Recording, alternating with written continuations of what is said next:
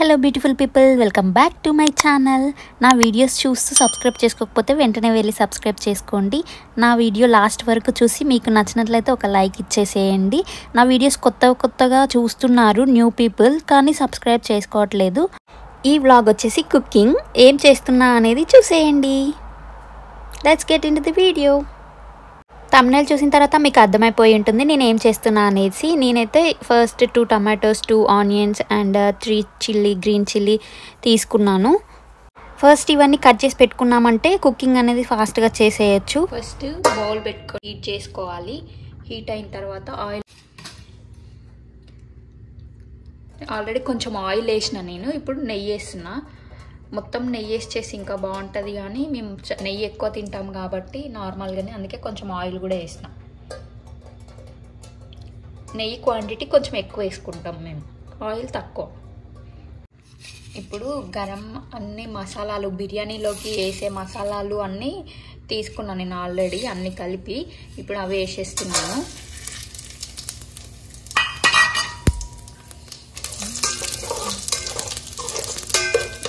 ఇవంతా చెప్తున్నా కానీ ఫస్ట్ ఏం చేస్తున్నా అని చెప్పలేదు కదా. ఎగ్ దమ్ బిర్యానీ కాదు, ఎగ్ పులావ్ చేస్తున్నా.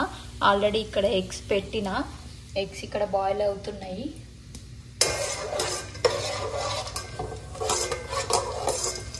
ఈ మసాలాలు కొంచెం వేగిన తర్వాత పచ్చిమిర్చి వేసుకోవాలి.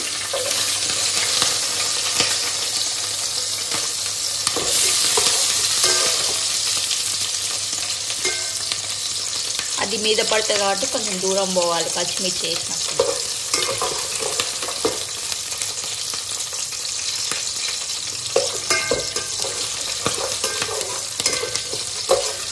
పచ్చిమిర్చి కొంచెం వేగిన తర్వాత ఆనియన్స్ అయితే వేసేసుకోవాలి. ఆనియన్స్ వేసిన కదా ఆల్రెడీ, కొంచెం వేగినాయి. ఇప్పుడు పసుపు వేసుకున్నాము.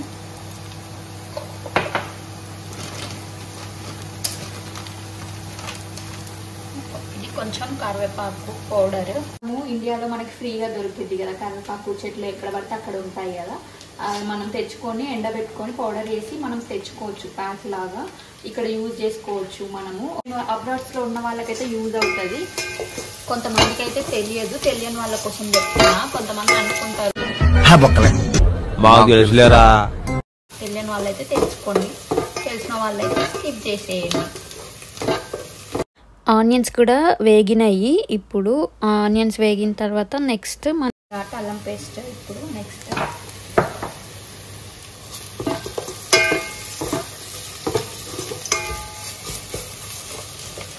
అల్లం పేస్ట్ వేసిన తర్వాత చాలాసేపు వేగనియొద్దు, ఎందుకంటే అల్లం పేస్ట్ అనేది మాడిపోతుంది. మాడిపోతే దాని ఫ్లేవర్ కూడా అంత పట్టినట్లు అనిపించదు నాకు. అందుకని చెప్పేసి కొద్దిగా ఇట్లా వేసి కలిపిన తర్వాత వెంటనే నేనైతే టమాటాలు వేసేస్తాను.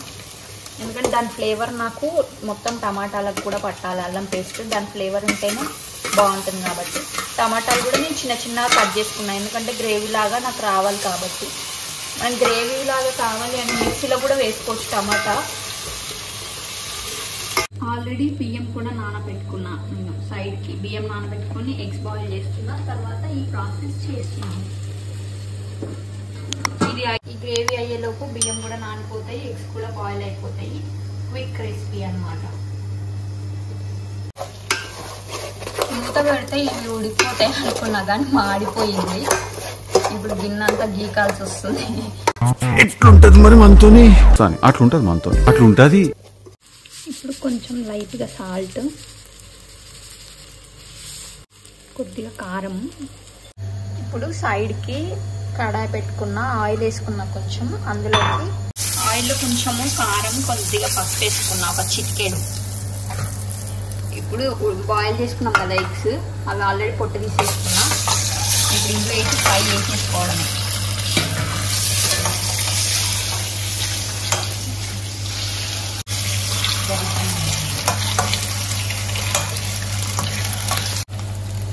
వీటికి అవి పెట్టడం మర్చిపోయినా. ఇప్పుడు మళ్ళీ ఒక్కొక్కటి తీసి వీటికి ఇట్లా ఘాట్లు పెట్టేసిన. ఇట్లా ఇదంతా లోపలికి వెళ్ళడానికి. ఉప్పు, పసుపు, ఆయిల్ మంచిగా ఫ్రై అవుతాయి. ఇప్పుడు ఉప్పు కారం వేసేసాను కదా, ఇది అయిపోయింది కదా. ఇప్పుడు ఇందాక నానబెట్టుకున్నా కదా రైస్, ఆ రైస్ కూడా ఇందులోకి వేసేసిన. ఫస్ట్ వాటర్ పోయలేదు నేను, ఫస్ట్ రైస్ వేసిన. ఎందుకంటే రైస్కి ఇదంతా మంచిగా పడుతుంది అనమాట, ఈ కర్రీ అనేది మనకి, ఈ గ్రేవీ మంచి టేస్ట్ వస్తుంది.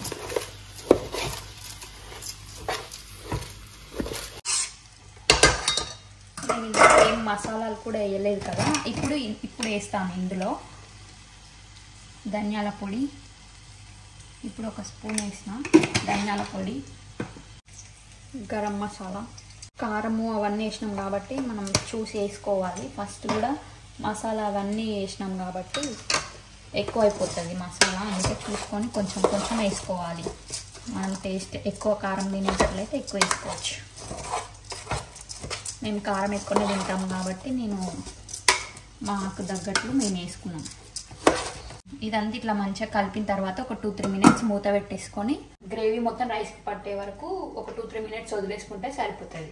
3 మినిట్స్ ఉంచిన, ఇప్పుడు మంచిగా పట్టింది రైస్కి. ఇప్పుడు నేను ఎగ్స్ వేసేస్తున్నాను, ఫ్రై చేసుకున్నాను కదా అవి. ఇప్పుడు నేను వాటర్ పోసేస్తున్నాను. అంటే నేను ఎన్ని గ్లాసెస్ వాటర్ పోసినా అనేది కౌంట్ చేసుకొని ఆ రైస్కి తగ్గట్టు వాటర్ ఆల్రెడీ నేను ఒక బౌల్లో పోసి పెట్టుకున్నా, అవే వేసేస్తున్నాం. వాటర్ పోసినాక ఇట్లా మంచిగా మిక్స్ చేసుకోవాలి, మూత పెట్టేసేయాలి.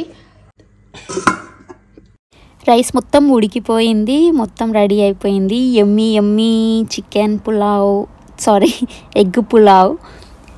ఎంత కలర్ఫుల్గా కనిపిస్తుంది కదా. టేస్ట్ ఎలా ఉందో చూద్దాము. బిర్యానీ రైస్తోనే చేయాలని ఏముండదు, నార్మల్ రైస్తో కూడా చాలా యమ్మీగా వస్తుంది. ఎట్లుంది?